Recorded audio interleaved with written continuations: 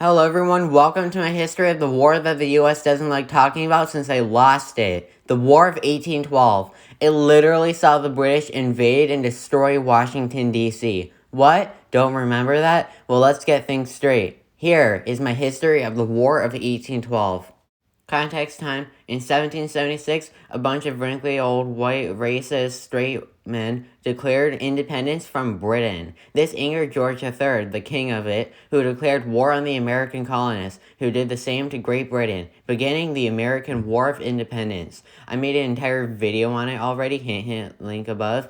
Anyways, by 1783, with the help of France, the U.S. surrounded and annihilated the British at the Siege of Yorktown, making the U.S. an independent country. However, the U.S. thanked the French by inspiring what would become the French Revolution, which killed their monarchy and saw over 17,000 people get executed in guillotines. Chop chop.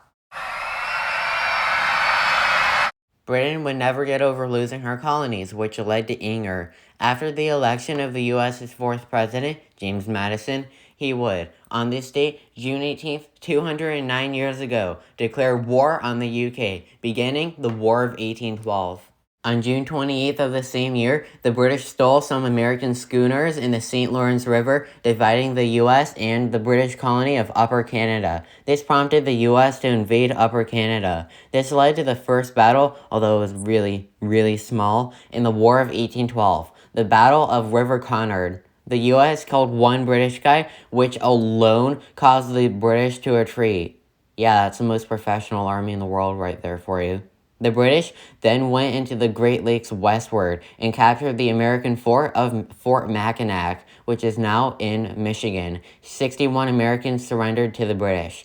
After the U.S. killed 8 Brits at Sackett's Harbor, the natives, who overwhelmingly supported the British, attacked the U.S. This led to the Battle of Brownstown on August 5th, where famed Shawnee military commander and warrior Tecumseh killed 18 Americans. Tecumseh was beaten back by the U.S. at the Battle of Magog on August 9th. The U.S. was once again beaten by the Potawatomi at the Battle of Dearborn. 15 natives and 38 Americans died. Now, it looked like the war was anyone's game. From September 5th to 12th of 1812, the Potawatomi once again attacked the Americans by besieging Fort Wayne in the town of the same name in Indiana. The U.S. killed 25 Potawatomi natives and defended their fort. On August 13th, the U.K. destroyed the U.S. in the first major battle of the War of 1812, the Battle of Queenston Heights in Canada. The British lost 100, the U.S. lost 1,100. The U.K. and the U.S. then lost about 1,000 each at the next major battle, the Battle of Wildcat Creek, also known as Spur's Defeat, which was a U.S. victory. Then, the U.K. blockaded the Chesapeake Bay, finishing the year of 1812. From January 18th to the 23rd of 1813, the UK killed 400 Americans at the Battle of Frenchtown. On April 27th in 1813, the US won against the British at the notable Battle of York, in what is now downtown Toronto. 82 Brits died. Following several small battles, on September 10th, the Battle of Lake Erie was fought, which the US won by killing 40 Brits. After, the Battle of the Thames was fought in the US, not the UK one, and it was an American victory since Tecumseh was killed. The Americans were led by future President William Henry Harrison at it. Anyways, after the UK's peace offer to end the War of 1812 was thrown in the trash by the US, the two met at the Battle of Chrysler's Farm on November 11th in 1813, where the UK won by killing 359 Americans. Eventually, 1813 became 1814, which would see some of the deadliest and most shocking events in military history. On June 6 of 1814, William Clark, as in Lewis and Clark, built Fort Shelby in Wisconsin. On July 5th, the Battle of Chippewa saw the U.S. kick the UK's rump, slaying 108 of its soldiers. Then, on July 25th, the bloodiest battle/day in the War of 1812 took place, the Battle of Niagara Falls. It was a British victory as they killed 174 Americans.